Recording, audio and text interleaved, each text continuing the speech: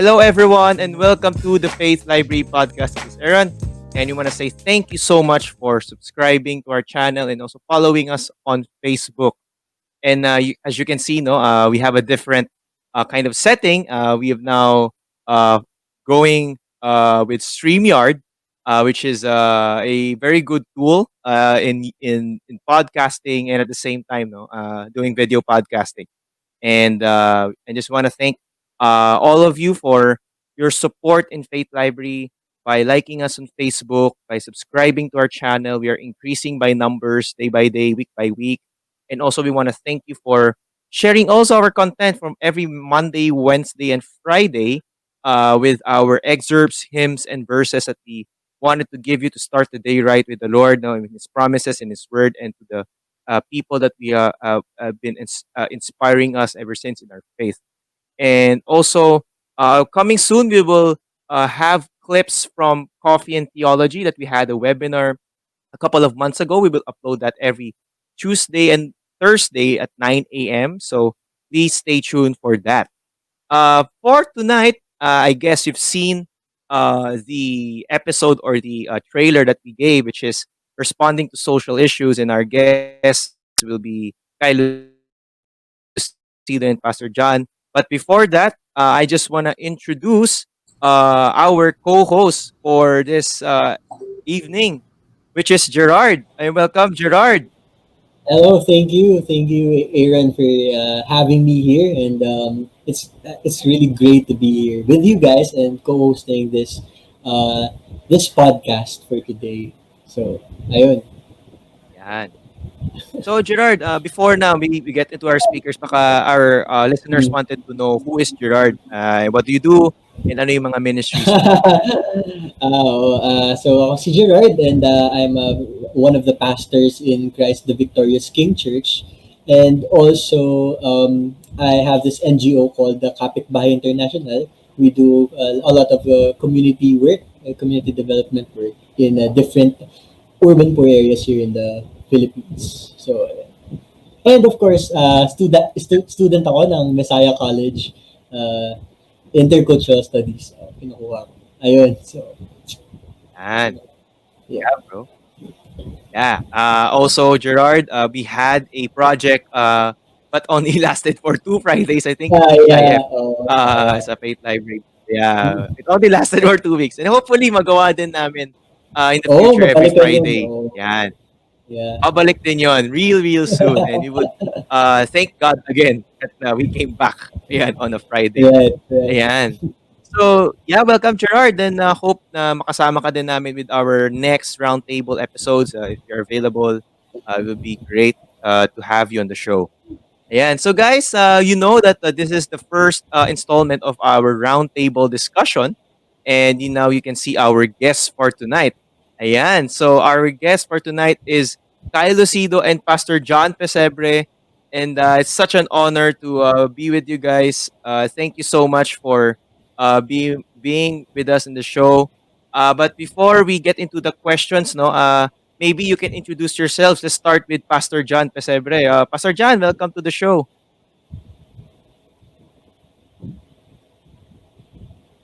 Nako, naka-mute pala.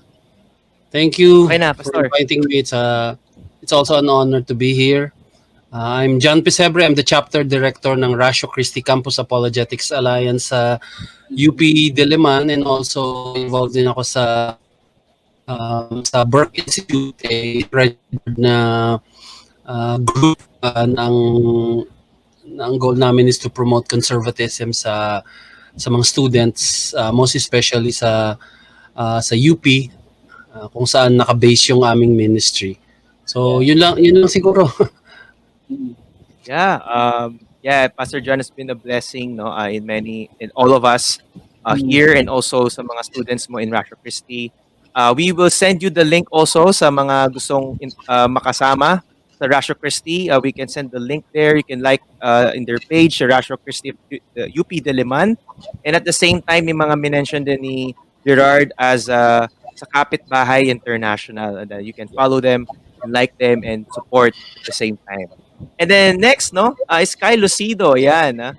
Kyle has been with our webinar. No, if you're wondering, we had two webinars with Kyle, but we wanted to know more about Kyle Lucido. So Kyle, hello, welcome to the show. We wanted to know you about more. Yeah. Maraming salamat, Aaron, for inviting me again here. Like, it's a privilege and it's an honor. Siguro, a bit about myself. Ako po ay nagtatrabaho in VC telemedicine. So, telemedicine has been the main industry I've breathed for the past couple of years. And I worship at CCF Makati. And aking po main ministry ay GLC. So, I teach there. And the reason why I'm also excited is ever since I was a kid, Pastor John Pessebre has been one of the voices that our family has been listening to when it comes to apologetics. So I'm excited for the learning experience tonight. Yeah, and As in we my are. yeah, on my end, I'm excited to be with all of you. I'm learning. I'm going to learn, no, in your perspective, in your different styles, no, on how you would answer these questions that Mm, we'll be having tonight. mhm, And our episode tonight is responding to social issues. I know all of us have seen in the past few months, since we have the quarantine, I believe we have the most number of people who are somehow complaining in many things and also responding to many issues, no? And even kahit hindi na po ako magbanggit kung ano po yung issues, we know what's going on in our country, no? Let's not focus muna sa ibang mundo. Let's just focus first in our country, in our place. We have many things that we want to talk about. We have many things that we wanted to share. But in this episode, that we would see how to respond, especially as Christians in the faith. How can we respond to these social issues? To the issues that somehow is very critical, and how can we respond to that as Christians? I believe that as Christians, we ought to be the example, the salt and light nga, di ba, in the world. And at the same time, as Christians, we also ought to be responsible in responding to different situations. Kaya nakikita nila tayo hindi lang sa gawa, kundi sa salita din natin. So, talking our walk and walking our talk. Ayan. So, let's proceed now to our first question. No? But before that pala, Kyle, I would like to plug your page. No? We would also put that on the bio or in our post, which is Kyle Lucido Reads. You can like that on Facebook. You have many, marami kayo malalaman na infographics about books, about, nakikita ko last time that you have research or mga tips for studying, tips for reading. It's a holistic view on how to respond and to see things. No? So like that page also, Kyle Lucido Reads. Ayan. So our first question, and also we wanted to hear first, syempre, kay Pastor John Pesebre, and this question that we wanted to know, and to answer, is that uh, how can we personally interact to social issues? Tayo as Christians, so syempre, I believe Pastor John or Kyle, no, lahat tayo, we wanted to answer and we wanted to also see kung ano ba yung nangyayari talaga before we answer. So, syempre, we wanted to know the contents of everything before we can answer things. So, how can we, as personally, kahit sa sarili natin muna, interact with these social issues that we are facing in our current situation? Pastor John. Okay. Si and I'm mentioning this not na hindi naman magpa-impress sa ano ang background ko kasi English literature. Si Shakespeare meron siyang isang imagery sa Much Ado About Nothing na yung tao daw, yung lalaki daw one foot at the sea and one foot at the shore.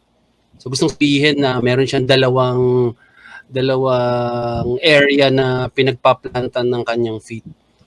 Sa isang Christian who wants to engage in social issues, meron din siyang dalawang inaapakan. And that would be yung dalawang kingdom where he belongs, yung kingdom ng kingdom of God at yung sinasabi yung idea ni Augustine na kingdom ng man. And sa Reformed thought, these are divided into two covenants. Yung first covenant would be yung Noahic na covenant, which is a covenant for all people, and it talks about yung role ng kingdom na ito, nitong covenant na ito, seeing God as a creator and provider. So nagko-contribute kung baga itong ana ito, it takes part doon sa goal nitong kingdom na to preserve and to provide mga goods sa mga yung mga yung mga hindi lang mga moral goods but yung mga goods na kinakailangan natin sa pang-araw-araw. The other foot yung kingdom naman, yan naman yung new covenant kung saan nakalagay yung paanong Christian. At meron din yung ibang roles sa social issues, and it talks about yung role niya as a partaker of yung gospel proclamation and yung redemptive na role ng simbahan. So kumbaga parang dalawa ngayon ng marching orders niya when this question about social issues are concerned, kasi yung even if we would say that that the church meron siyang unique na calling sa redemptive, yung gospel proclamation, yung tao na nababago because of this gospel proclamation mo or nakakilala sa Panginoon will have inevitable na consequence sa role niya sa society. Kasi yung mga virtues na malelearn niya ng mga bago, meron siyang mga other regarding na mga na slant. For example, dalawa kasi ang virtue meron kang self-regarding at mga other regarding na mga virtues. Ang self-regarding virtues would be pagiging matipid, pagiging masinop, virtue ang pagiging malinis sa katawan, di ba, ganon. Pero may mga other regarding virtues. Ang mga other regarding virtues are na-accomplish siya involving other people, like compassion, like forgiveness, yung forgiving na attitude, like helpfulness, yung mga ganyan. And a believer who has a newfound faith sa ating Panginoon, and nagkakaroon siya ng mga panibagong impulses or affections towards good. So yun ngayon yung nagiging impact. So meron kang aspect na ganun on one foot. Dito naman sa kabila, dito sa kabilang covenant na ito, itong nawahik na sinasabi ng mga reform na nawahik na covenant na kinabibilangan mo, ang involvement naman ng tao dito would be for the preservation ng mundo. If you want to read yung nung nawahik covenant, nasa Genesis chapter 9 siya. Meron marching orders in the environment, on justice, at marami pang mga iba. And it's for the purpose of preserving yung mundo. In fact, si Lord naki-covenant pa din siya about the preservation of the world. Kasi sabi niya, yung ilalagay niya daw itong rainbow na to, at pangako to that he will no longer destroy the earth using yung sa flood water. So, yung mga ganun. So, we take part sa anything na may involve tayo for the purpose of preserving order and good sa society. We take part doon. Kung baga bahagi yan ng mandate ng lahat ng tao. Dun sa last verse ng chapter 9 sa Genesis, para daw itong mandate, itong covenant na ito para sa lahat ng tao. Pero dito naman sa kabila, dito naman sa new covenant, it is a special and unique kind of covenant kasi yung redemption na nakikarry out when justification is granted sa isang tao through the proclamation ng gospel sa kanya, has very important impacts sa society. So in a way, medyo may pagka-indirect siya. Pero much of the mga prinsipyo sa liberal democracy ay naka-anchor sa mga indirect na mga consequences sa economics, na yung invisible hand ni Adam Smith, 'di ba? So kaya nga maraming mga ekonomista ngayon na sabi nila na if you raise yung citizenry to papunta sa middle class na estado sa buhay, pati yung economic na estado na ideas. So para sa akin, how can we personally interact to social issues? We have to interact with it through etong Shakespearean na idea na to, na one foot at the sea, one foot at the shore. So if ever we would want to evaluate yung ating social na role sa society, I think that would be a wonderful vantage point to approach, kasi maraming mga Christian mini-mix nila yung dalawang yan to the point na yung meron ngang, di ba, yung consequence ng liberation theology naging social gospel. So kino-conflate nila yung dalawang yan to the point na naapektuhan na yung gospel message. So yun lang din siguro sa akin, kailangan makita natin yung role natin sa social issues using the vantage point itong Shakespearean metaphor na sinasabi ko. So yun din lang sa akin. Yeah, wow. Thank you so much for that, Pastor John. Ang ganda. Ang ganda ng what Pastor John did, no, is giving us a introduction or giving us a background on how should we or how can we respond personally. Diba? Na because alam natin in our generation, very impulsive tayo when it comes to responding, no? Pag may nakita lang tayong certain issue or may mga words lang na misuse, we tend to retaliate immediately na parang, wait lang, hindi yata tama to or mali na to, no? And thank you, Pastor Judge, because you reminded us once again na to take a step back, to especially as Christians, so to know kung ano nga ba talaga tayo, who we are, and what we do and how should we act, especially in this type of situations na can cause wildfire, no? O parang cause chaos, no? Maalay mo tayo pala yung nagpasimuno. Yan. So we appreciate that, and sobrang natuwa ko on your answer, Pastor John. Ikaw, Kyle, how about you? Do you have anything to add or anything that you wanted to say about this question? Yeah, actually, maganda yung sinabi ni Pastor John, ano, na kailangan alam natin yung paradigm that we operate in. And I think yung confusion between those two, ang main problem is in the first place, you come to the usual church or the usual Christian and you ask them about this, and they would even say, hey, what paradigm are you talking about? What covenant are you even talking about? What are you saying about the general Noahic and even sa redemption? How's that interacting right there? So I think that's definitely number one right there, that the Christian should find yung vantage point niya among the covenants and in the church. Pero I guess I wanna pull this a bit, not from the church and the covenant, pero a bit, I'm gonna use a language that's a bit more personal. When we talk about interaction of the person with the social issues, I think may tatlong interaction na nangyayari. Una, na nakikita mo yon.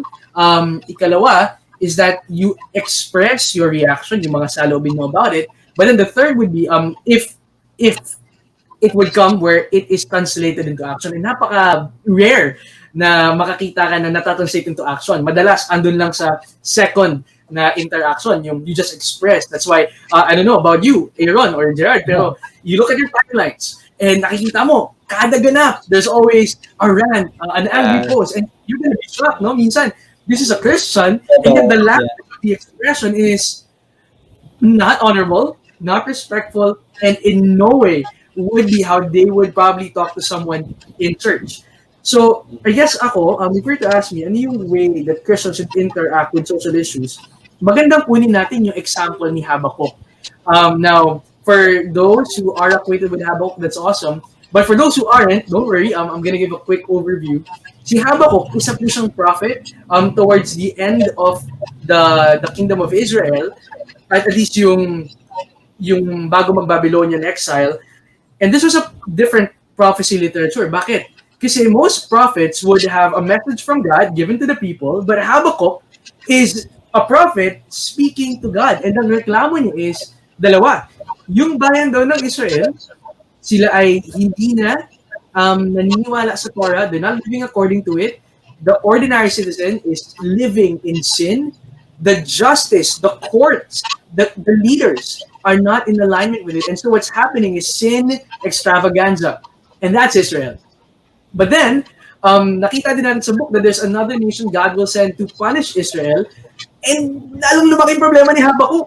Kasi itong nation na to, may 5 binanggit si Lord na problema nila. Una, sila daw ay greedy.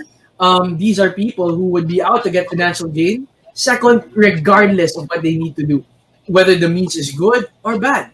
Third, itong nation daw na ito, they are oppressive. They gather people of other nations, they make them slaves, and that's actually on the good spectrum pa. They would be generous to make you a slave and not to kill you or not to torture you. But then the fourth would be that they are addicted. And may dalawang addiction na binanggit dito si Habakkuk. The first is that they were addicted to wine, and the other is that they were addicted to sex. And minsan iniisip ko nga, ito bang binabasa ko? Ito ba ay Babylon o yung bayan natin? And then the fifth that Habakkuk mentions is that these were people running on idolatry. You can find this in Habakkuk chapter 2. And what we find with Habakkuk, the way he interacted with what he's seeing, both on Israel and in Babylon, at ewan ko kung saan mo mas ilalagay ang Pilipinas sa dalawang bayan yun. Could be either, I would say it's both.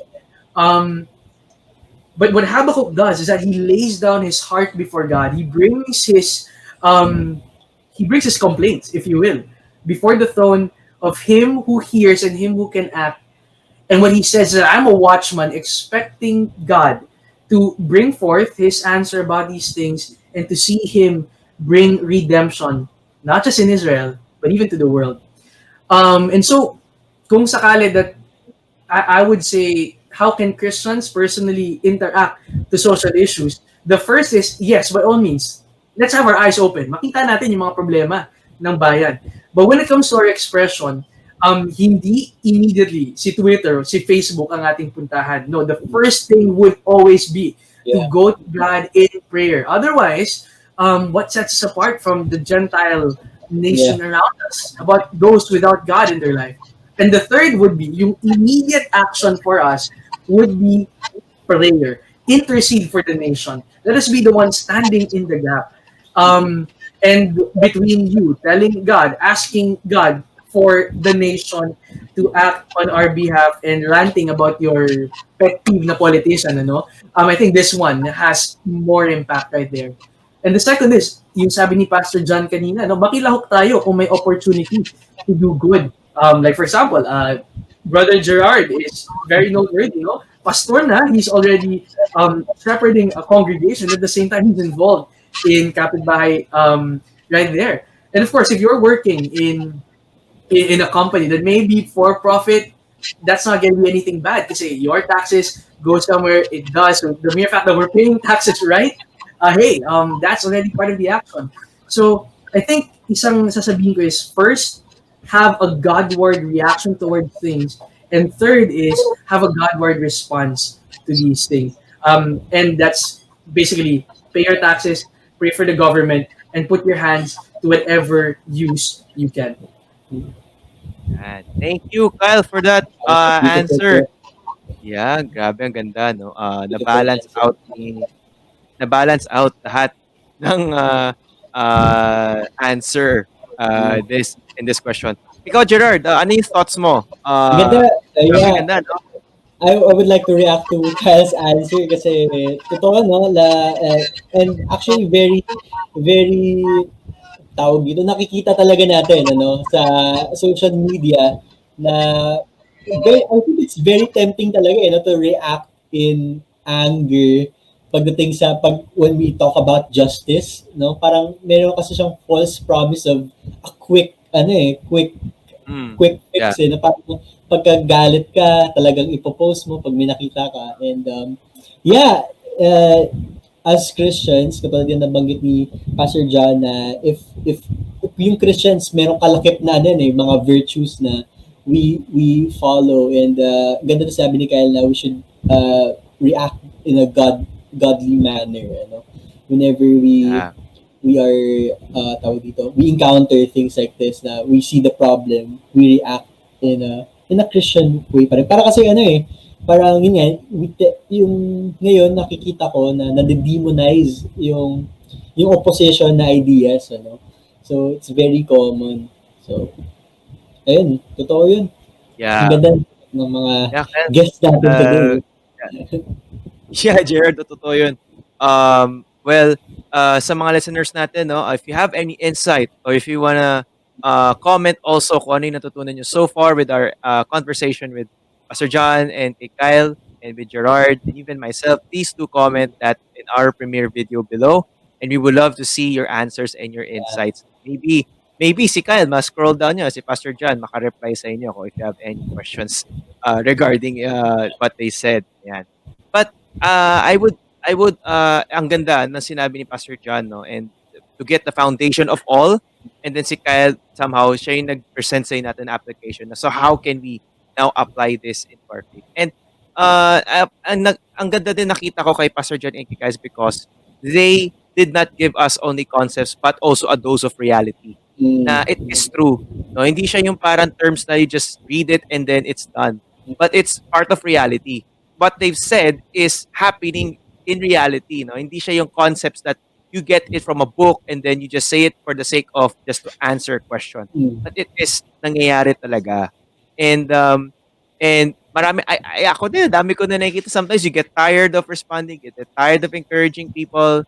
It even sometimes yourself, you're tired na din na parang, should I read this pa or hindi? Because parang should you type on this?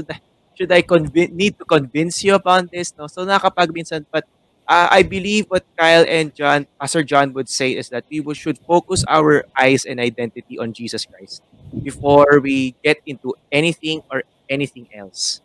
No, let's focus on the Lord before we focus on other issues. Ayan. And I believe, no, in the second question, ma-answer nyo po, ma-elaborate natin. Since now, sabihin natin na-reflect na nila sa sarili nila na, okay, I'm a child of God. Now, I can also respond now properly because I have now in the right mind, in the right heart. But ito is second question. Is that how do we respond to people's opinions naman in regards to social issues? It comprises of both Christians and non-Christians because we can see naman in social media, no, na minsan, lagi parang baliktad. The non-Christians are somehow parang Christian ang magsagot. Yung Christians naman somehow parang non-Christian ang magsagot. And somehow, in both extremes, nare-retaliate tayo na parang, dapat hindi ganito, dapat ganyan. Minsan, natatempt na tayo to answer these kinds of people. Ayan, di ba? And so, I believe ito, unahin na natin si Kyle on answering this question. And yeah, we want to know ano yung sagot mo dito sa how do we respond to people's opinions in regards to social issues, both for both Christians and non-Christians. Yeah, I think ako may lima lang na I would lay down, you know. The first would be na bago ka muna sumagot, alamin mo na kung ano man yung nararamdaman mo sa opinion niya. First, be aware of it. Know the emotions that you're gonna bring into the discussion. Chances are, you might be affirming without first looking at the facts, or you might be antagonizing on the basis na talagang hindi lang yun yung yung preference mo or even yung makukuha mo from your experience. The second would be, so alamin mo kung ano yung mga emotions na dadalhin mo dun sa diskurso. The second is that you try to get into the other person's point of view. Intindihin natin saan siya nanggagaling. Who knows, right? You might even want to take a look at their profile. So, assuming kagad na social media itong usapan na to. But then, from there, medyo try to understand why they think what they think. And from there, medyo write down your answer and see how would I respond if this was given to me and ito yung mga naramdaman ko. But then the third is, mahalaga din na ilatag natin yung assumptions and presuppositions ng bawat isa. Kasi mahirap makipag-engage sa isang usapan na hindi naman kayo tulad ng assumptions. Mahirap ang discussion when even yung assumptions ninyo ay kailangan nyo pang ilatag. But that is the most fruitful types of conversations. Assuming that both sides are willing to actually try to understand where you're coming from. But then the fourth is, to a certain degree, we must see where they are right. Kasi kapag nagsimula kagad tayo with where we disagree, that just brings up a lot of conflict right there. But when you start with, hey, you know what? I affirm this small part of your statement, itong maliit lang na to, we can find agreement in that. How about now we talk about what we don't agree with? It sets a different atmosphere for that. But then the last, I think, is regardless kung Christian o non-Christian ito, we should always have the hope we profess. What do I mean by this? O, halimbawa, I remember there was this friend of mine, we were having a conversation, and he was very insistent na ang kailangan daw mangyari ay pabagsakin ng sistema, palitan ng mga pinuno, magkaroon ng revolusyon na magbabago ng lahat. And I was like, yeah, so what's next? Pag napalitan natin yung sistema kahit, magiging maayos lahat. Sino magpapagana ng sistema, bro? Tao. Mga tao na hindi kabahagi ng itong class, na hindi ganito ganyan. Pero nakakaintindi ng mga saloobin ng masa. And I'm like, but wouldn't that mean that the person there would still be human? And one thing we know about humans is we're prone to mess up. Now, I'm amazed kasi at this point, the guy was really agreeing with me na, yeah, men are prone to mess up. And I was like, so would you also agree with me that no matter how great the system is, if you put fallen humans in there, we're going to mess up that great system either way? And he said, that's true. And from there, I tried to direct the conversation to this. What if I told you that in my worldview, bro, we don't need to change the system first. The first that needs changing is the human. Ang problema sa amin is not that there are groups that are oppressing one over the other. No, my worldview says we're all under one category. And yun, makasalanan tayo. But what my worldview says is that the solution is two things. One, that our sin would first be forgiven and that we would be changed from our very nature. That our sinfulness would lead to this weird theological term called sanctification. Ang point lang nun is mabago ang pag-iisip at ang pagkilos natin by the power of the Holy Spirit. And here's what I want to ask you, bro. Have you ever come to a point where you saw Jesus as the one who forgave your sin and as the one who enables change in you? Because here's the thing. If you change the system, but the individuals remain the same, that's not going to fix anything. But if the individuals have a change in them, then even the system could be impacted. And it might be slower, but this one would be more abiding and lasting. And I offer to you not a revolution, but I'm going to use this term called regeneration. And that basically means, bro, na a change in who you are from the very depths of you. That Jesus would change ikaw. And who knows, but that God would change the system through that. Now, this person, after that conversation, hindi niya ako pinansin. 2 weeks later, he got back to me and he said that he never really saw the problem of society in terms of sin. Like, sin was something he would hear in the homily. So medyo may idea na tayo kung anong background ng taong ito, religious background. Yeah. But then, knowing that Jesus is not just a God for personal morality, but he is also the redemption of the world, and even the current system, socially, politically. It was a game changer for him. After that, he has been a bit more open about the gospel, but I can't really say he believed in Jesus as Lord and Savior the way we would. But I would say that at the end of every conversation, we should always bring it back to the hope that we profess. If we have not, I would say the conversation isn't done yet. Awesome. Yan. Oh, ang ganda.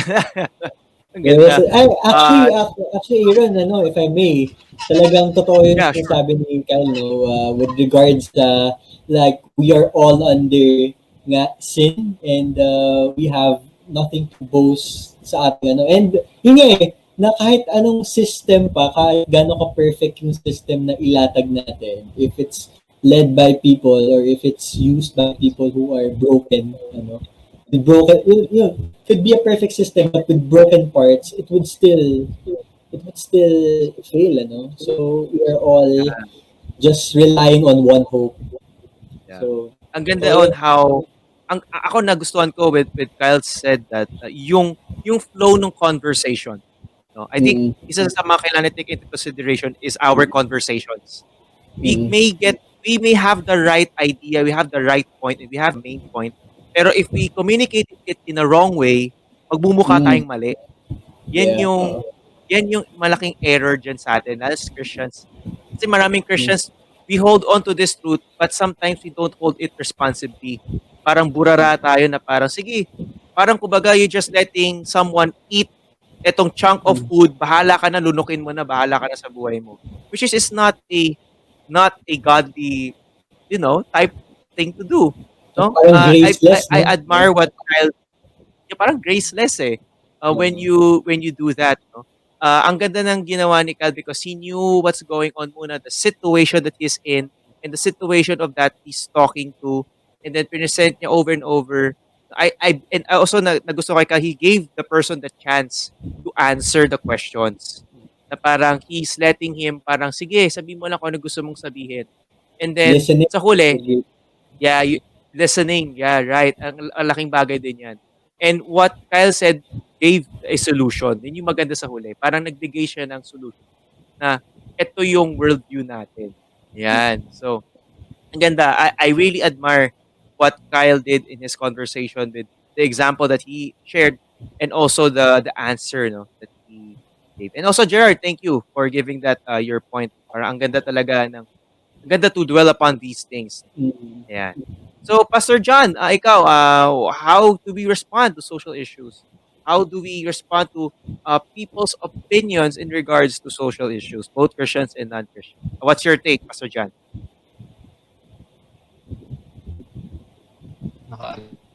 Ayan. Ang foundation pa din itong response ko would be yung binanggit ko kanina dun sa dalawang kaharian na yun na pinabibilangan ng isang mananampalataya. And bale, to clarify lang, this is not to split yung pagkatao ng isang believer. We, as mga tao, we traverse different roles sa society that are distinguished from one another. So, sa mga anak ko, tatay ako, sa asawa ko, sa mga friends ako. So, it's a very common phenomenon that we traverse different roles sa society. Yung sinabi ko na the Christian lives in a two kingdom na yung one foot at the sea and one foot at the shore. It is merely a distinction. It doesn't mean separation. So we distinguish them, but we do not mean that they are separate na mga separate na gawain. So that kapag nandito ka sa kabila, wala ka dito kumbaga hindi mo to gagawin sa kabila. Sabi nga ni R.C. Sproul, if I distinguish your soul from your body, I do you no harm. But if I separate your soul from your body, pinatay na kita. So parang ganon. So dito lang we distinguish lang yung mga bagay na yun. Now, when we respond to opinions ng mga tao sa mga social issues, it is better to begin with the idea na merong idea ng good itong taong ito. So where does this idea of good come from? Most probably, it would come from the image of God na binigay ng Lord sa lahat ng tao. We should remember that the image of God is present sa lahat ng tao. Kumbaga, it is a program that para siyang program that he put in every individual. So whether it be merong pagkasira yung tao or merong matino yung tao, meron siyang image of God. Although because of the fall, broken siya, pero nare-retain pa din yung goodness niya. Whenever people talk about social issues, it is always assumed na meron siyang idea of what is good. Alam niyo sa social philosophy at sa political, so bago mag-engage yung mga tao, naka-build siya sa foundation na how men ought to behave in society. So lahat ng ire-recommend niya dyan would be mga ideas of what she thinks is good for a certain group of people, or for, kumbaga, meron siyang self-interest, yung mga bagay na ganun. So, eto ngayon ilinagay sa kanya ng Panginoon, and oftentimes yung mga katunggali natin, although they are minsan fundamentally opposed sa atin, pero makikita mo itong idea na ito na good na ipinupursu nila. Ako, opposed ako dun sa mga tao na nagsasabi na ang New Testament is an anti-imperial na resistance na document.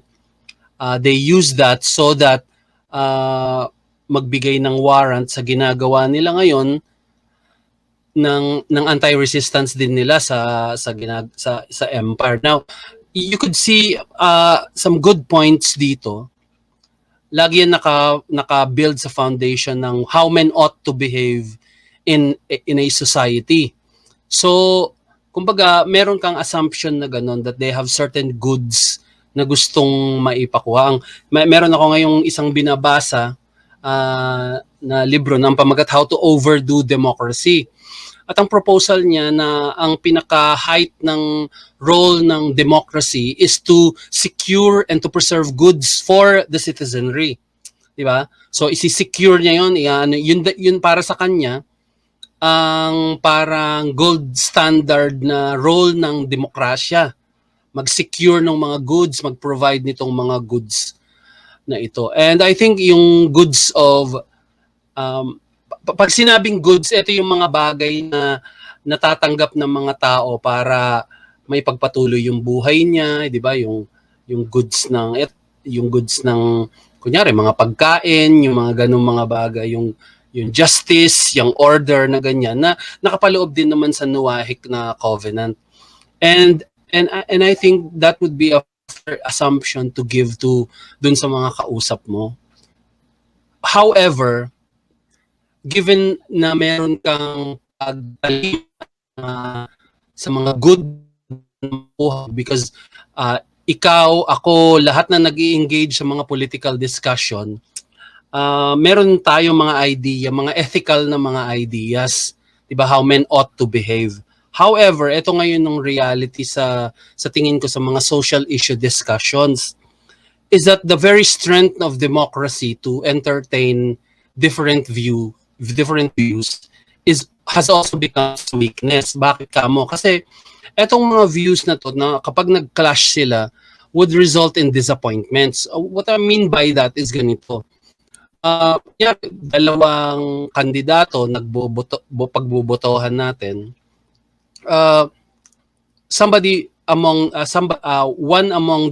One of these two would win the election. So magko-cause ng disappointment 'yon dito ngayon sa mga losers, di ba? Ang point ko, the reason why I brought that up is that ang democracy talaga naka-anchor siya sa presence ng mga iba-ibang views. And that is why we present yung mga views natin na meron tayong informed na pakikipagpalitan, kasi ang democracy natin ngayon naka-anchor siya sa reason. Kumbaga, ano yung masusunod, dapat yun yung reasonable. And that's why sa mga kampanya, meron ka mga reason na ginagamit yung mga and people choose what is the most reasonable na na choice nila. And even sa self-interest nila, sa liberal democracy, nakatayo din siya sa prinsipyo ng rational self-interest.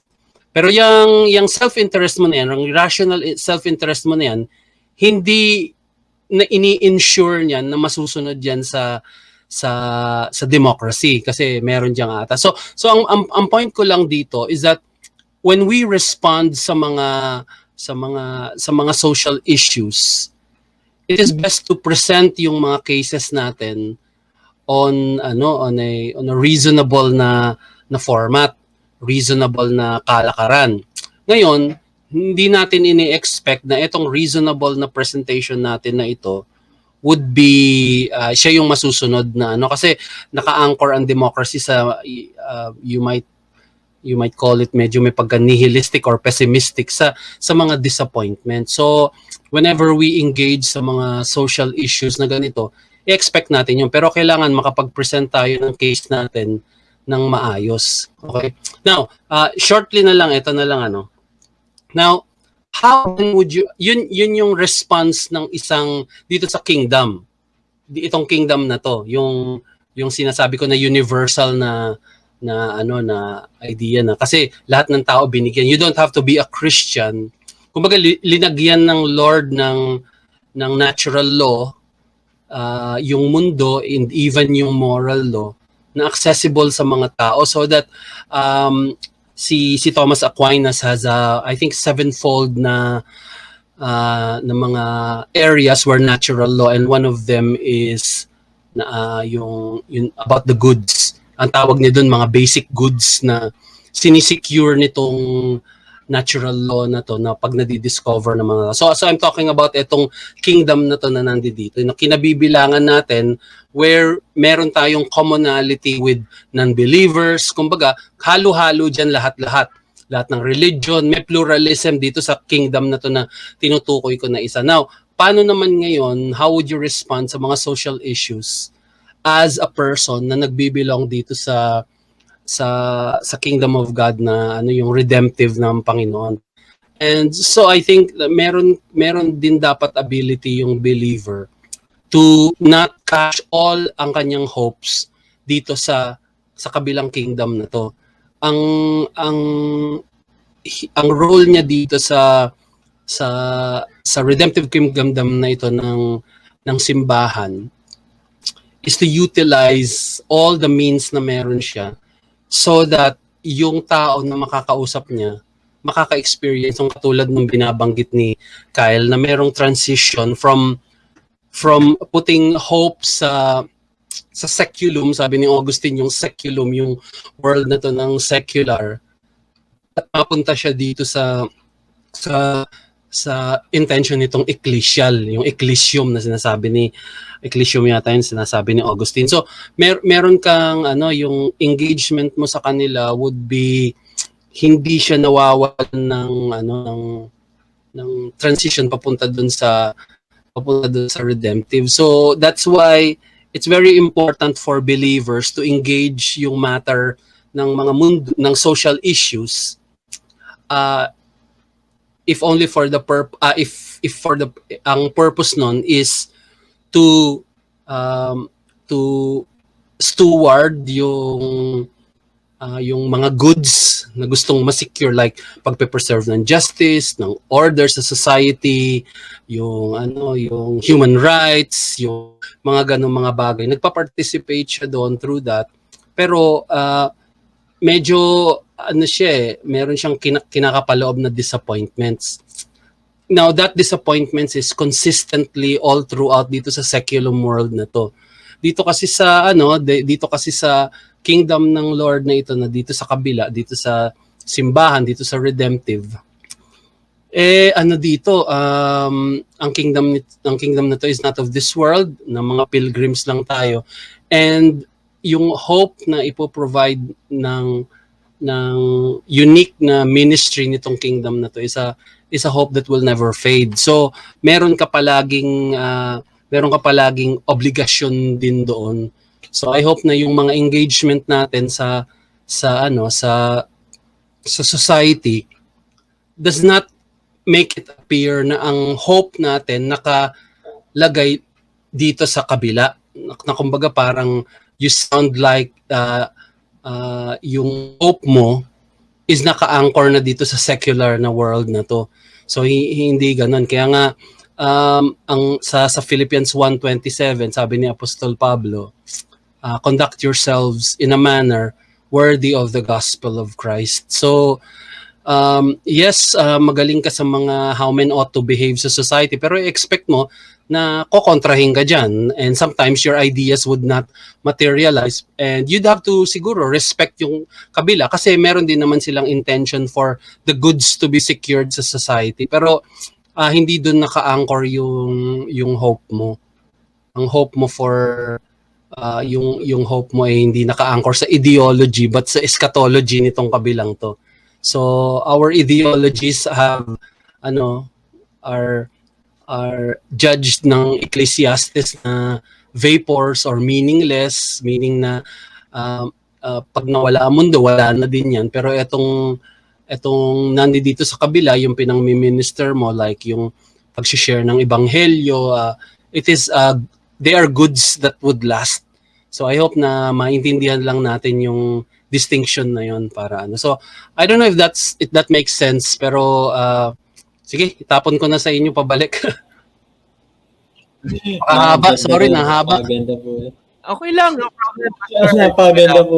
Thank you. Gerard, what are your thoughts on that? Sinabi na both Pastor John.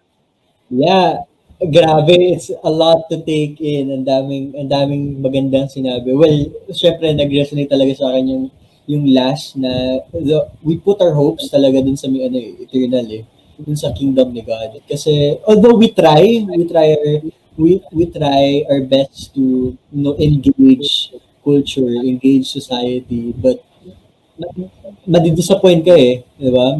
Hindi mo pinuput dapat yung hope mo dun sa ideologies, ika nga, sabi ni Pastor John, but we put our hope talaga dun sa eternal. We put our hope dun sa may hope talaga natin as believers. Kasi, yun totoo talaga, like, for example, ako sa experience ko with helping or conducting yung community work, we do a lot of sometimes pagka tumutulong ka, masaya ka sa simula kasi parang masaya din yung mga tao, pero people would just disappoint you like no matter, kasi they'll crave for more, they'll demand for more, they'll expect more, and isipin mo pupunta ka sa position wherein parang tama pa ba to, napapagod na ako, may pupuntahan pa ba to, pero if you really think and if you reflect, hindi naman yung hope natin nandito sa mga tao na ito, pero sa gawa ng Panginoon. So, yes. I guess yun, nag-resonate talaga sa akin. Yeah, parang si Kyle, parang gusto mo react ni Kyle nakikita ko. Nakikita mo talaga very attentive si Kyle Baka may gusto siyang i-react doon. Yeah, I mean, to be, like, it's not every day that you would hear someone take the time to lay down yung difference ng seculum tsaka ng ecclesium and how we are to construe yung conversations natin doon. So, I think a lot of Christians, sadly, talagang ang focus na, we're like, some of us, I would say actually, there are increasing number of Christians who are good at laying down the reason for why this is how they think things should be. So they're really good guys, sabi ni Pastor John, in the odds. But yeah, just having that idea of where your hope is, it's a game changer. So kanina ako, like when Pastor John was explaining it, I was like, I would have appreciated it if back in college, nung nasa UP Diliman ako, someone actually took the time to go through this with me. Kasi most of these I learned medyo I think 2 years na ako nagtatrabaho. So when I was in college, I was pretty I had no guard, nothing to get myself ready kung ano mang makukuha ko sa universidad. So if you're a student, go for Ratio Christi. That's something that would really equip you pagdating sa social discussions. Especially in other universities that might espouse a more liberal view. But then again, liberal democracy is a bit different from how we use liberal today and yung attached connotations to it. Thank you, Kyle. Thank you. Aaron? Ano si Aaron? Ang haba ng sagot namin. Naubusan na yata tayo ng oras Oy, nawala si Aaron. Anyway, Nag-disconnect yata si Aaron. kaya nga baka na-overwhelm yung internet connection niya sa sa discussion. Pero,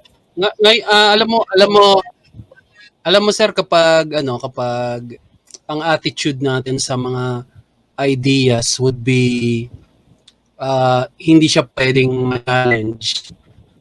Yung pagkakamali minsan ng left parang um, bibigyan nila ng masyadong kapangyarihan yung state, yung idea nga ng statism, so that yung state ngayon yung mag-i-implement ngayon ng mga ideas nila. Sa democracy kasi hindi ganoon eh. So that would be your choice. You'd have the choice of statism katulad nitong sa left, or you would have the choice of disappointments ngayon dito sa democracy. So yun yung gusto mo ngayon na i-process sa'yo. How do you handle ngayon yung mga democracy? Nung naalala ko nung mga panahon nila Reagan, nung unang panahon, ang babait pa nila yung kumbaga parang hindi sila katulad ngayon na parang yung Republican tsaka Democrats parang nagpapatayan sila. So halimbawa, kunyari si Reagan, kadibati niya si Mondale, ang magka-oppose sila eh. Pero kung sino yung may magandang idea sa kanila, kino-concede nila. Oh, ganun. Okay, that's a good point, Representative Mondale.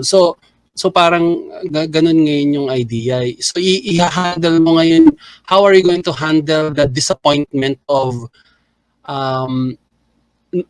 your views not being na hindi siya nasusunod, okay? So ngayon, yan yung reality na meron ngayon tayo.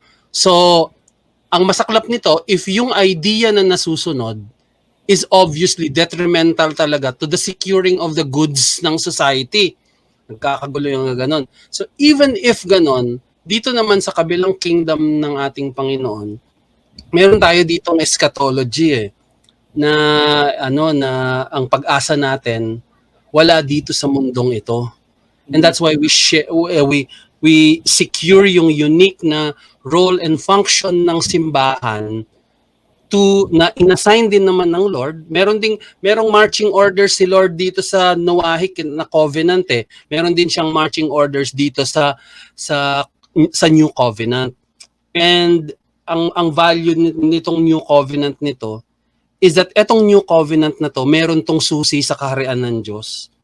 The keys of the kingdom are here. So kaya whenever people would experience the unjust practices of a democratic na institution, the justice most probably he will not experience dito sa mundong ito, but most assuredly mararanasan niya yun after nitong after si Nietzsche nga naintindihan yan eh, kaya sana tayo din maintindihan din natin. So yun lang, nawala si Aaron eh. Ayaw.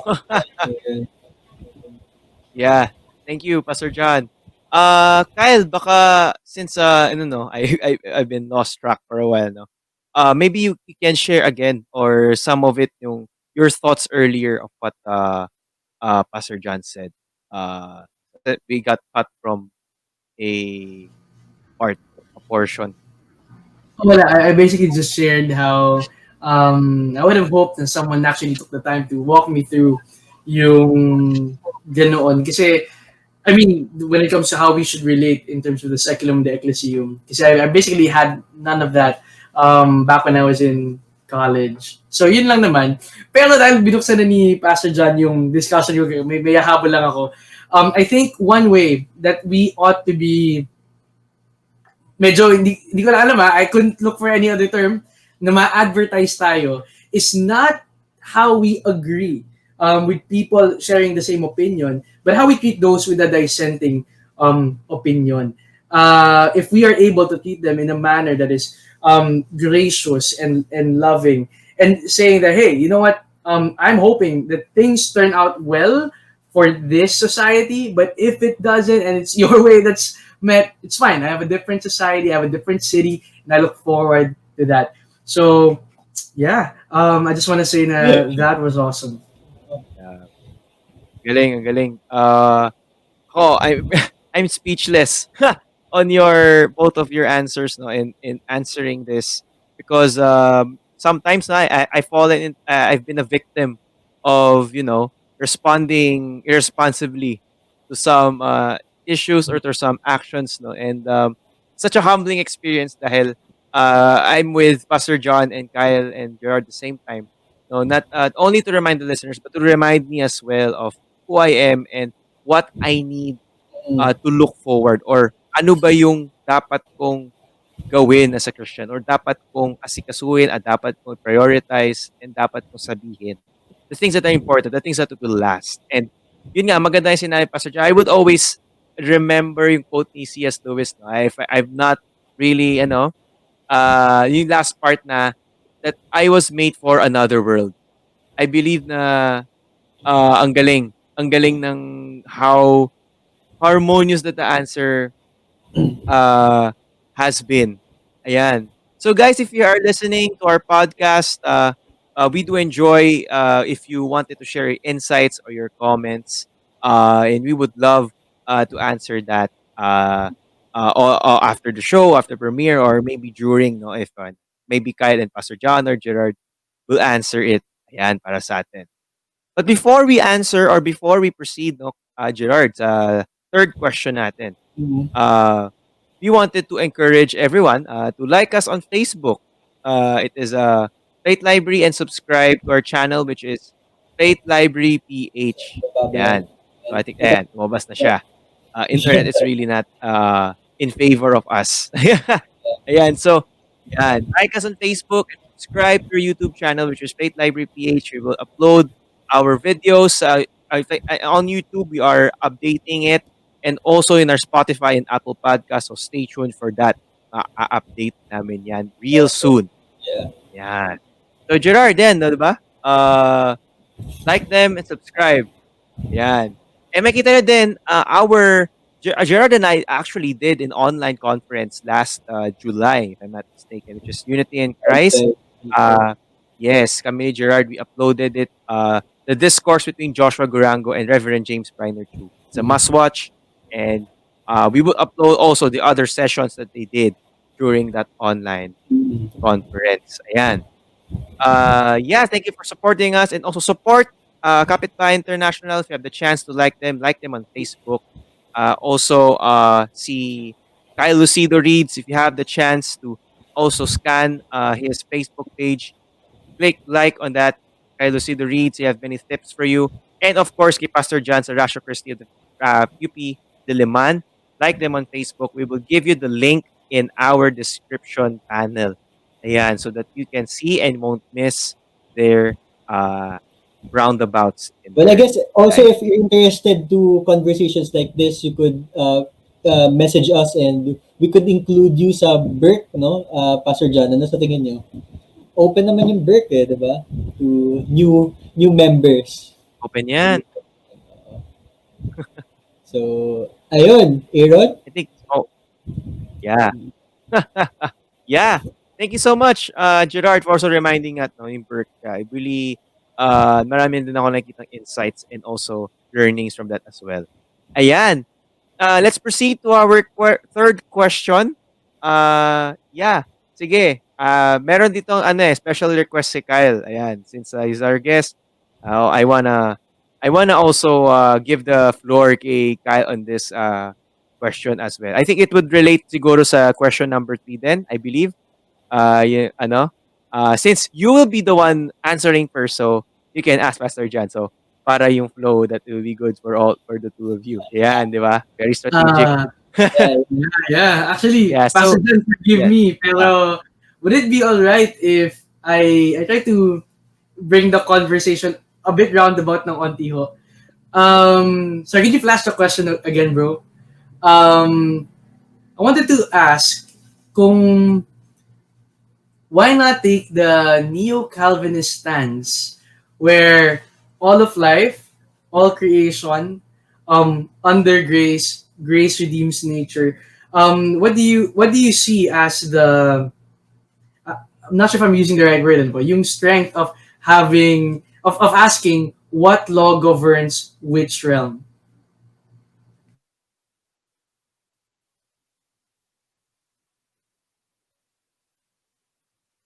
Naka-mute po kayo, Pastor John. Yeah. Yeah. Para kasi sa akin ang law na nag-govern sa secular would be natural law. Kumbaga parang inequip ng Lord ang mga tao ng kanyang imago Dei so that yung ma-access nila yung mga for example ganito. You don't need to be a Christian to understand that self-preservation is a natural na moral law. Parang ganun yung idea. Kasi ang tendency natin would be to protect life, di ba? So, yun yung and you could not sa mundo kasi natin ngayon dito sa democratic sphere natin, dito sa public square, yung napaka-pluralist na niya. You could not legislate that the Bible be obeyed by everyone. Pero you could appeal to the moral law. Ang kasama dito sa moral law na to would be yung history ng lawmaking, yung legal history. For example, sa ating bansa, dahil Anglo-American ng constitution natin, meron tayong idea ng inheritance na nanggagaling yung sa paliwanag din ni Edmund Burke dun sa thoughts niya on the French Revolution. So, dito sa Pilipinas, may concept din tayo ng inheritance na ganyan. Nasa preamble pa natin, sabi doon, to conserve and develop our patrimony. Gustong sabihin ng patrimony is yung namana nating galing sa mga ninuno, sa mga tatay natin sa ugat ng lahi natin. So parang ganun ngayon. So, sa seculum, for example, dito sa Philippine democracy, ang highest na document, ang pinakamataas na dokumento natin, pinaka-authoritative na document natin to regulate yung behavior not behavior but to regulate yung order and justice sa society natin is the Constitution. And the Constitution is a product of the natural law. Although ang foundation niya would be theological dahil nga Anglo-American Constitution siya. Naalala niyo sa Declaration of Independence, ang locus ng right, sabi doon that all men are endowed by their creator with certain inalienable rights. So theological siya.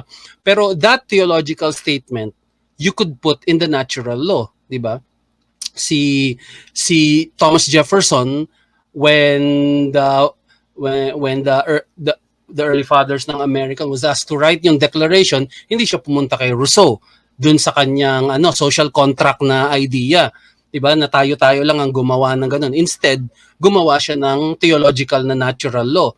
That would be unlikely sa isang katulad ni Jefferson na anak ng Renaissance, na anak ng Enlightenment. Yet yung sinulat niya that all men are endowed by their creator with certain inalienable rights. So yung natural law sa tingin ko, it is well enough to govern yung behavior ng secular. But that does not mean na tayo mga believers, na yung church, yung kingdom nito na nasa kabila, na governed naman ng scripture, dito natural revelation, dito special revelation. That does not mean that hindi tayo pwede pumasok dito sa mundong ito to influence culture. Kaya nga nabanggit ko kanina yung Shakespearean metaphor ko na one foot at the sea and one foot at the shore. So that does not mean that I could not go dito sa mundo na to nitong seculum and influence the culture with my Christian worldview. In fact, sa history ng liberal democracy, ganyan ang ginawa ng Christianity. Ang beta version ng democracy sa ancient classical Greeks. But that democracy was highly aristocratic. Ano siya? Democracy siya with the aristocrats. Hindi pwedeng bumoto ang slaves, ang mga babae. Not until etong Athens na to had come into contact with Christianity, na nagkaroon tayo ngayon ng democracy in the form that what we have right now.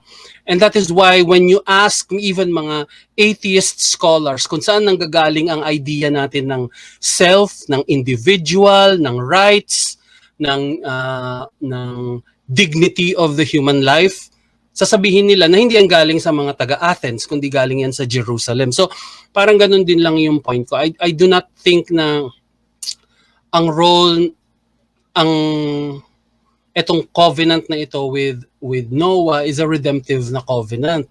Para sa akin, ang pinipreserve niya lang yung pagsisecure ng mga goods sa mga society, pero hindi nangangahulugan na etong influence nitong simbahan will not affect etong mga bagay na to. So that yung involvement ngayon ng mga Christians dito sa seculum would create mga influences on policy making at yung mga bagay-bagay. And therefore, in a way, you could say na parang nare-redeem din kahit papano. Kasi you would have a competing Christian worldview na in a pluralist na society.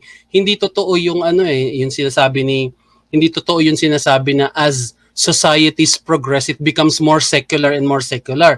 Hindi totoo yun kasi ang experience natin ngayon, as societies progress, it becomes more pluralist and becoming more and more na pluralist. You would have then the trouble if you would impose yung yung Bible as the most authority dito sa secular world na to. Hindi yan po pwede dito sa Pilipinas kasi ang highest authority ng land natin is the Constitution.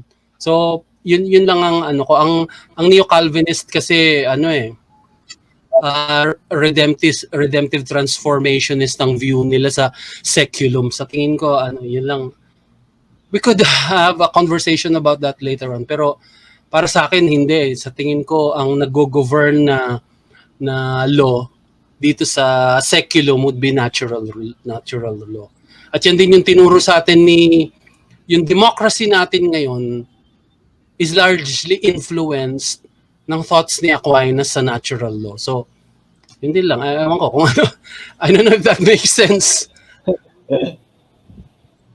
Although, siguro po sa akin lang, I wanted to verify this. So you're more of the classical 2K, the classical two kingdoms, but not so much as the radical two kingdoms na talagang may paghihiwalay.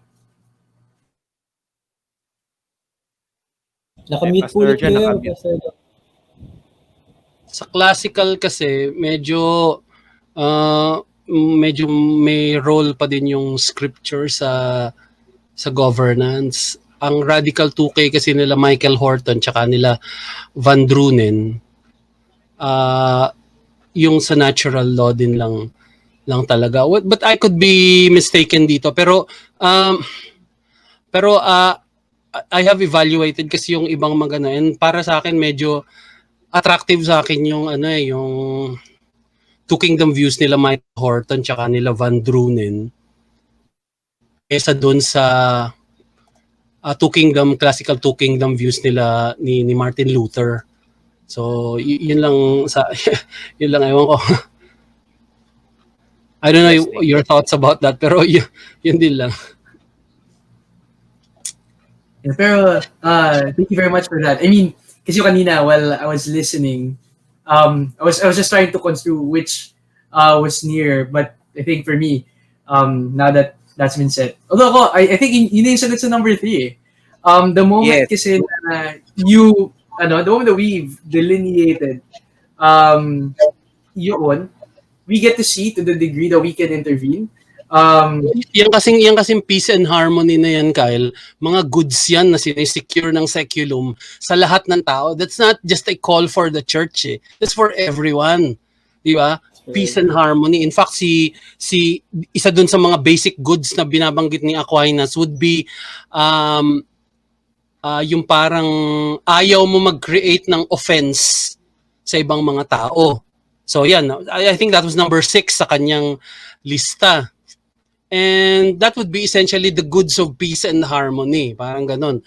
Hindi iinatang Diyos ang pagsisecure ng peace and harmony sa society, sa simbahan,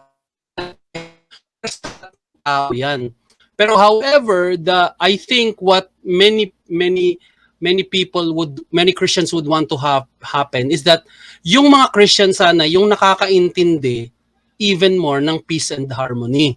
Parang ganun yung idea. So that yung idea ko ng peace and harmony as a believer, ilalagay ko ngayon dito sa society.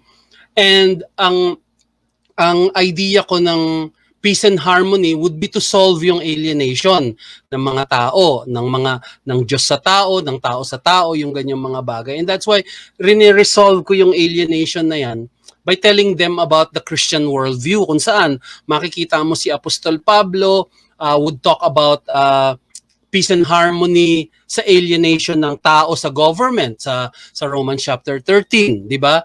Yung alienation ng mga citizen, di ba? Yung mga one another passages, love one another, forgive one another, live at peace with one another, yung mga bagay na ganun. These are goods na sa tingin ko nasisecure din naman sa natural law.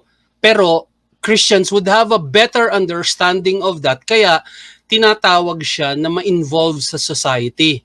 Di ba? Parang ganun ngayon. Hindi ang social action theory ng mga Kristiyano would be methodological individualism. Gustong sabihin, meron siyang understanding, meron siyang yung tinatawag ni Max Weber na verstehen, na understanding na etong alam ko na katotohanan, if dalhin ko to sa society, makatagpo siya ng mga tao na like-minded, then our society would become peaceful and harmonious. Parang din lang yung point ko dito. Pero the theme that animates yung mga nandito sa seculum would be peace and harmony, di ba? Na ilinagay sa kanila na maunawaan ng Panginoon, na maunawaan nila because they have been created in the image of God. And these are the goods na gusto. So kaya hindi totoo na yung mga Christians lang ang after ng peace and harmony, di ba? So kasi yung mga non-believers din, they're after peace and harmony din. In fact, yung ano natin, yung Bill of Rights natin, it is actually a protection from the state from disturbing yung peace na yan. So, di ba sa Bill of Rights, no law shall be created. Sino ba nag-create ng law? Hindi ba ang state lang naman? Hindi yan para sa mga citizenry. That's for the state. So yung ano na yun, yung idea na yun ng peace and harmony sa estado, that's sa tingin ko accessible via natural law.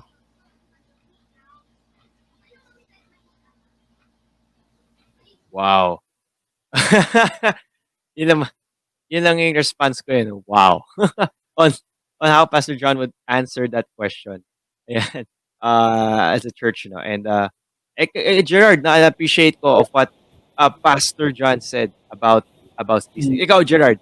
No, gusto ko I know it has been a long conversation, it's been a long discussion, pero gusto ko lang i-ask for you guys, ano ba yung sa tingin nyo, Pastor John, well, I think kay Pastor John ko gusto direct din, pero kung may answer si Kyle, ano kaya yung mga practical things or practical steps ng church, ano ba yung ministry na dapat nilang ginagawa or fino-focus in response or to help the society or yung seculum kung tawagin para ma-achieve itong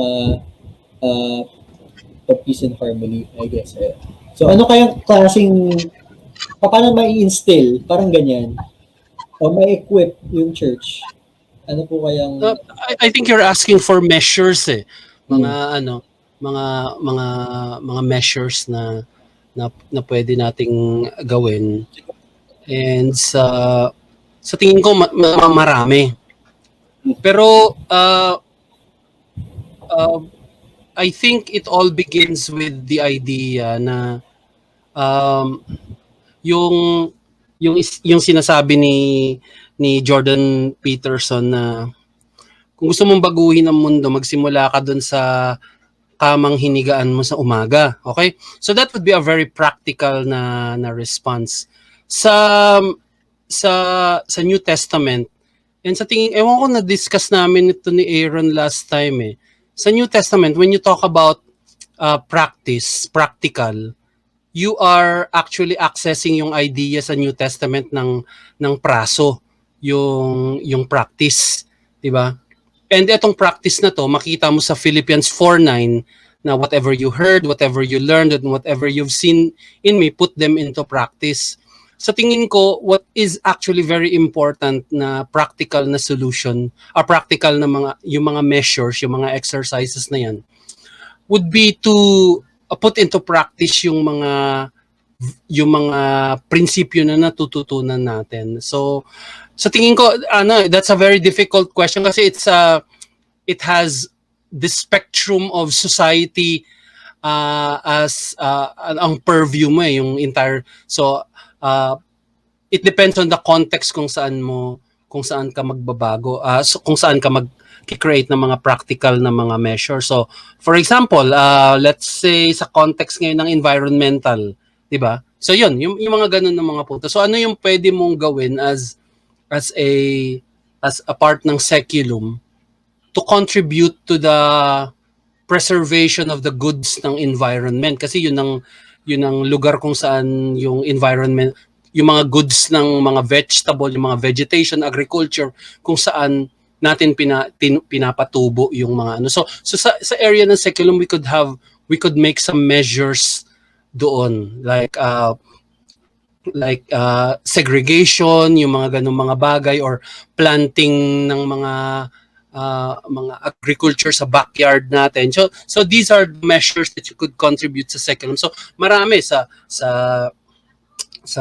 kalinisan ng kapaligiran, maraming mga areas. Pero ito lang yung lagi ko lang binabanggit na even if you would create mga measures na ganito dito sa seculum, dito sa ecclesial, meron ka pa din mga gagawin. Parang ganun yung point ko dito. And that would be turuan yung mga tao to appreciate yung mga laws ng even ng natural. Kasi if you are saved by grace, if you are saved by the Lord Jesus Christ, then you would have affections for the laws of God. And that would include yung mga laws na nakikita mo sa New Testament pertaining yung buhay mo as a Christian, but that would also include yung mga moral laws sa natural law, 'di ba? Na na-appreciate mo. Tayo nga mga Christian should be characterized by yung sinasabi sa Psalms na, "Oh Lord, how I love thy law."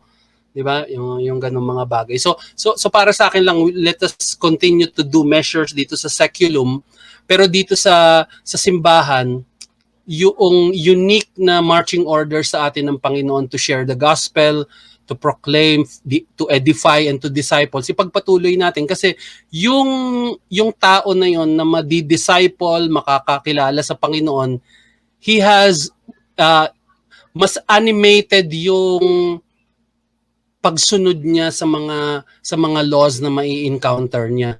He would do laws not merely for human flourishing, but sinusunod niya yung mga bagay na doxological ang motive niya. Hindi rational self-interest lang, kundi doxological. So I would go for the preservation of peace and harmony, and my motivation would be because ang creation, God created this world, at bahagi ng covenant ko sa Panginoon is I will participate sa pagpe-preserve nitong mundo na to na ginagalawan ko. So yun lang din sa akin. Baka meron kayo gustong idagdag.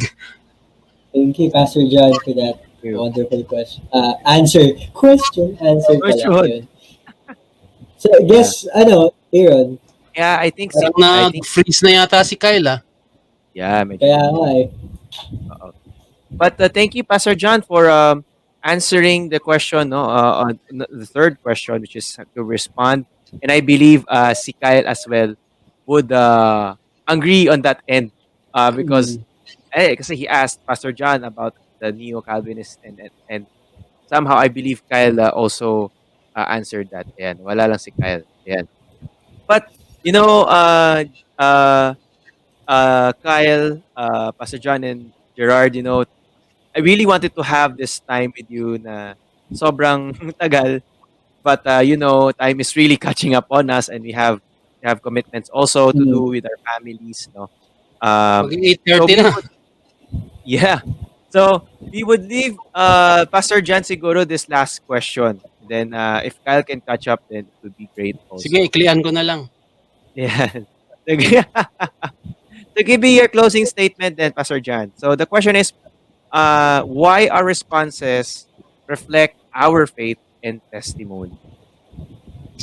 Ah, Oo naman, and probably this would be something that is really a work in progress din sa buhay ko, because um, yung faith and testimony is a very important na aspect ng Christian life, na I think yan yung isa sa mga ginagawa ng banal na espiritu for our sanctification, na yung faith and testimony natin ay consistent sa ebanghelyo. Sabi nga, yung binanggit ko kanina sa Philippians 1:27, conduct your life in a manner worthy of the gospel, kasi hindi siya uh, removed sa atin. And I have struggled dito sa bagay na to, and I think maraming mga Christians din, pero naunawaan natin na this is the direction that the Holy Spirit would want to carry out sa buhay natin, na yung faith and testimony natin would be consistent sa ebanghelyo. So kaya it's very important na yung yung pagko-conduct natin in light of Philippians 1:27 would be solid sa mga bagay na ito. Okay? So sa tingin ko, yung the way we conduct ourselves ay bahagi ng pagbibigay natin ng kaluwalhatian sa ating Panginoon. Yun lang sa tingin ko. Yeah. Thank you, Pastor John, for that. I think si Kyle, he's still, ayan, wala siya. Nahirapan siya mag-connect. Oo. Hindi siya mag-connect. Ayan.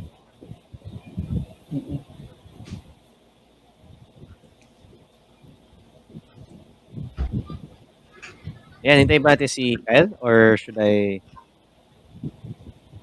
Kalampas na tayo, 1:26. Hindi, nang wino-worry ko, sir, ikaw eh. Oo, ay, 6:30 ba eh. Oo. Oo. May show pa agad after na to. Ayan. Makakonect pa kaya si Kyle? If not, magsasabi na ng ending siguro.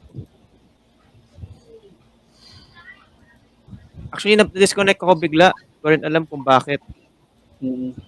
So, medyo hirap talaga yung internet connection nowadays. Siguro nag-share ba tayo ng takeaway dito? Or like Yeah, final sige. thoughts? Oo. Final thoughts on Sige. Final thoughts na eh. Si Kyle. yeah. Alright. Sige, final thoughts na rin tayo, Gerard. Siguro ako sa lahat, siguro magandang reminder, and narinig ko rin na sinabi ni Pastor John kanina na we are pilgrims, no? We are passerbys of this world. Pero called tayo na as we go through this world that we be excellent, no? We be lovers of the law, we be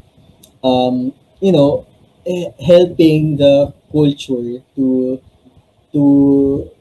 somehow see God's work din. And maraming disappointments talaga eh. Maraming struggles and maraming pains and tiring. But I guess ang gandang reminder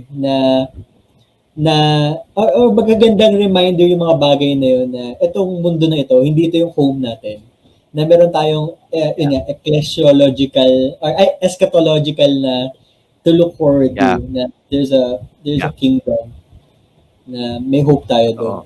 So we're not from this world, so ayun, siguro yun yung yung when you look at the brokenness of this world, and then you get reminded na we're not from this world, Yes. So yeah, ayun, I always I always remind myself yung quote ni C.S. Lewis, lalo na sa last line, di ba, yung that we were made for another world. And Mm. it gives us assurance na there's hope in Jesus Christ. That there's something that we can look forward to, something beyond that we long for, and it is already there. And in His perfect time, He will give it to us, and He will reveal Himself. Yeah. So I believe si Kyle having disruptions sa internet connections niya, no? But I do appreciate Pastor John and Kyle for being here on the show.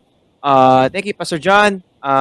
Such wonderful time and also insights na binigay nyo para sa amin ni Gerard and also si Kyle for also giving questions and at the same time would challenge all of us no in our faith, in our worldview. And siyempre, I want to thank Gerard for helping out tonight. Such a one. You've been a great co-host then, Mm. and also, and actually been adjusting for quite a while, no? Since usually I do one-on-one. So, Mm. thank you, Gerard, for your patience as well. Ever since the conference that we did, ayan. And if you have any given chance, no, if you're not busy, just feel free to drop by in Mm. our podcast. Ayan. Thank you so much for being with us, Gerard and Pastor John Pesebre. Ayan. So stay tuned for more episodes. We will be having guests for the month of October. Very controversial nga. And we started the month with it responding to social issues. Stay tuned for more episodes. Follow us on Facebook. Subscribe to our channel, which is the Faith Library PH sa YouTube and Facebook. It is Faith Library. And in our Spotify and Apple Podcast accounts.